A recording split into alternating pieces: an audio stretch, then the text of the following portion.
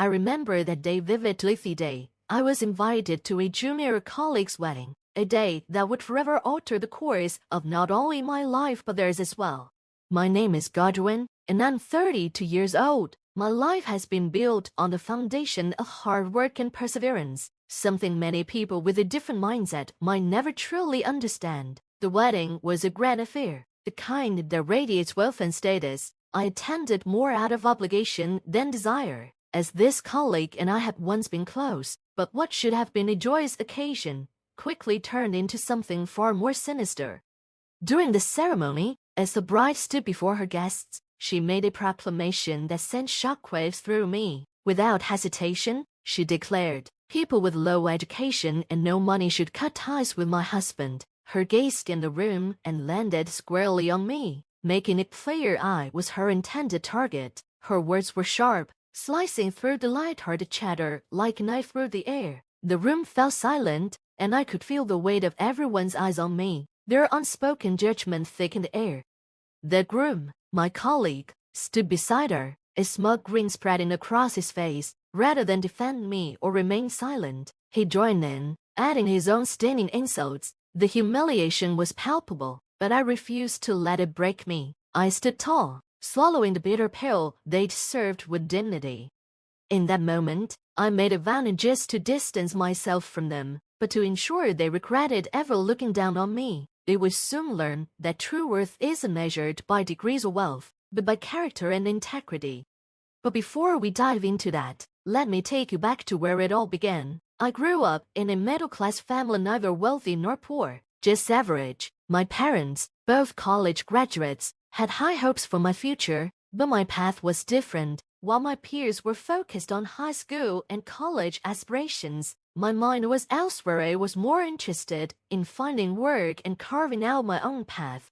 I dropped out of school early, much to my parents' confusion. They couldn't understand at first, but over time they came to support me. Realizing that I needed to forge my own path, I started working in a factory, taking on labor-intensive jobs that most people would avoid. But I was determined. I moved from one job to another, learning new skills and gaining valuable experience along the way. Eventually, I worked my way up to becoming a painting contractor and then a site supervisor. Today, I'm a service department manager at a major machinery manufacturer, a publicly traded company where I've been for the past 7 years. My job involves visiting clients, overseeing machinery installations, and managing repairs and maintenance. It's not glamorous work, but it's honest, and through dedication and perseverance, I've earned the respect of my colleagues and clients alike. Life seemed to be moving forward, but I had no idea the past was about to catch up with me in a way I never expected. It was just another day at work when my company-issued phone rang. I was on my way to a client visit, driving on the freeway, when I saw the company's name flash on the caller ad. My heart sank a little. Not again, I thought, as I pulled over to take the call. It was another complaint, something I have to deal with immediately. Apologizing to the client, I assured them I'd be there as soon as possible. I quickly rearranged my schedule, knowing it was going to be another long day. After working well past 7 p.m., I finally returned to the branch office. As I walked in, I noticed Theodore's same colleague, whose wedding I would later attend, chatting cheerfully with someone from the sales team. Theodore was 2 years younger than me, and we worked in the same department. He had once been a polite, humble junior, someone I had taken under my wing.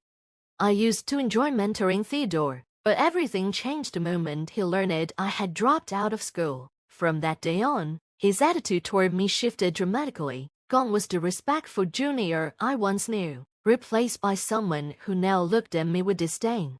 "Got a minute, Theodore?" I called out as I walked into the office. "What is it?" he replied, his voice laced with irritation. "There was a complaint from one of your clients this morning. I had to fix it myself, but tomorrow we're both going to apologize. Why did you leave it unattended for 2 days?" I asked, my frustration barely contained. He shrugged, clearly uninterested. "I had plans both days," he said nonchalantly. "The CEO is always bossing me around. Maybe they should rethink how they treat me." Excuses, That was all he ever gave anymore. I had no choice but to report the issue to our area manager, something I hated doing, but it was necessary. Theodore didn't seem to care. Instead, he scoffed and turned toward me, his voice dripping with arrogance. "You're just bitter because you dropped out and I graduated from a prestigious university," he sneered. I could hardly believe what I was hearing. Theodore, once eager to learn and humble in his approach, had transformed into someone unrecognizable, consumed by arrogance and a sense of superiority. But it wasn't just his attitude that bothered me. His incompetence was becoming a serious problem. Complaints from his clients were piling up, and it was affecting the company's reputation. The next day, as planned, we both went to the client side to apologize. The president of the company was furious. In industrial settings, such frustration wasn't uncommon, and I had become accustomed to handling these situations. But Theodore, with no real field experience, stood there silently, contributing nothing to his detention. After the meeting, as we drove back, I couldn't help but reflect on how far things had fallen between us. I had hoped that Theodore would reflect on the situation and learn from it, but instead, he launched into yet another tirade. "Why are field workers so uncivilized?" he spat, his frustration barely contained. "That CEO practically advertises his lack of education with the way he talks." It was embarrassing to listen to. Here was a man who believed himself superior, yet couldn't even perform the basic duties of his job without leaving chaos in his wake. I tried to offer him advice, hoping to get him to understand the importance of sincerity and professionalism in his role, but my words fell on deaf ears. Theodore just laughed, dismissing everything I said. "I only took this job to get some mechanical knowledge," he said, almost smugly. "I don't plan on sticking around. This is just a stepping stone." "I only took this job to get some mechanical knowledge," he said, almost smugly. "I don't plan on sticking around. This is just a stepping stone." He didn't seem to grasp that his attitude was what was holding him back. With the growing number of complaints, there was no way the company would ever consider promoting him to the sales position he aspired to. But in his mind, all his problems were my fault. Believed I was jealous of his academic background and degree. A while later, I was on a business trip for a machinery setup. Things didn't go as planned, and I had to stay overnight to resolve the issue. In situations like this, other local branches usually send someone to help with major tasks. As I was looking for a place to eat near my hotel, I heard a familiar voice. "Hey, what are you doing here?" It was Theodore, and beside him was a woman I vaguely recognized. He introduced her as Selena, his girlfriend, and invited me to join them for dinner. I accepted, though something about the whole situation felt a bit off. During dinner, Theodore couldn't stop bragging. He mentioned that he and Selena had just gotten engaged, emphasizing that she graduated from the same prestigious university he did and came from a wealthy family. It was clear he was trying to impress, to flaunt his success. I stayed polite, quietly listening as he dominated the conversation, all too aware that his need to show off was just another symptom of his insecurity.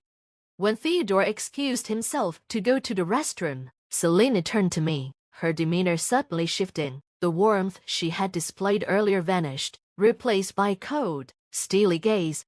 "I've heard a lot about you from Theodore," she began, her voice dripping with disdain. "You think your managerial role is such a big deal just because you've been at the company a few years longer. Could you stop blocking Theodore's career?" Her words confirmed what I had suspected all along. Theodore had been bad-mouthing me to her. Rather than engage, I let her say her piece without responding, keeping my composure. When Theodore returned, the atmosphere was tense. We quickly finished dinner, and I made my excuses to leave. The next day, I went to troubleshoot the test run, but Theodore never showed up. A growing sense of unease pushed me to discreetly contact our area manager. When he looked into Theodore's business trip application, it became clear Theodore had filed a false claim. He hadn't been on a business trip and I had been out with Selena. The area manager assured me he would handle the situation, and I left it at that. Time passed, and eventually, The date for Theodore and Selena's wedding was set. I wasn't invited, which honestly came as a relief, but just a week before the ceremony, something unexpected happened. Our area manager, who was supposed to give the main speech at the wedding, had a last-minute emergency and asked me to attend in his place. Initially, I declined, but he insisted. Reluctantly, I agreed. On the day of the wedding, I arrived early and unexpectedly ran into Theodore and Selena. They both looked surprised to see me. Theodore's surprise quickly morphed into scorn. My elite friends and I all have degrees from prestigious universities and work in top-tier companies, he said smugly. I didn't think you would drop out would fit in, so we didn't invite you. I remained calm, explaining that I was there only to speak on behalf of the area manager. His face paled slightly, realizing my presence was official and unavoidable. As the ceremony began, I kept to the sidelines, waiting for my turn to speak. When the moment finally came, I took a deep breath, stepped up to the microphone, and prepared to address the room. Theodore and Selena glared at me, clearly wanting me gone, but I stood firm. Congratulations on your wedding, I began, my voice steady. If you thought I'd stick to the usual pleasantries, you're mistaken. Theodore isn't exactly commendable in his job, but since this is a celebratory occasion, I use only the highest praise. I paused, letting the tension in the room build. Top-tier graduate Theodore, you're exceptional, especially when it comes to accumulating customer complaints at work. Your unrepentant arrogance and constant blaming of clients truly showcase your thick skin. I'm always impressed. The room fell silent, broken only by gasps and whispers. Theodore's face flushed red with anger, and Selena jumped to her feet, shouting at me to stop. But I wasn't finished. Our Ivy League grad, Theodore, is quite a trickster, I continued, ignoring her. He's been faking business trips to spend time with his fiancée while claiming company expenses. It's bold and clear embezzlement.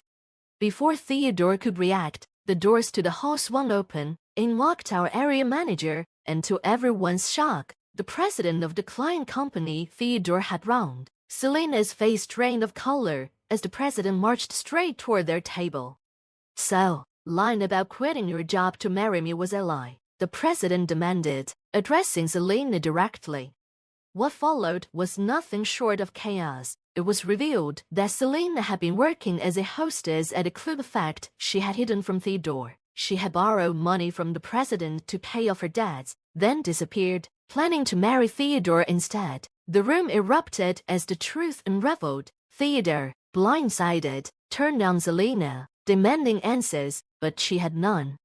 The area manager stepped forward, confirming they had evidence of Theodore's misconduct, and he would be suspended pending further investigation. The wedding was called off, and the once lavish event ended in complete disgrace. Theodore was later fired, and legal proceedings were initiated to recover the money he had embezzled. Selena faced fraud charges, her dreams of a secure marriage crumbling before her eyes.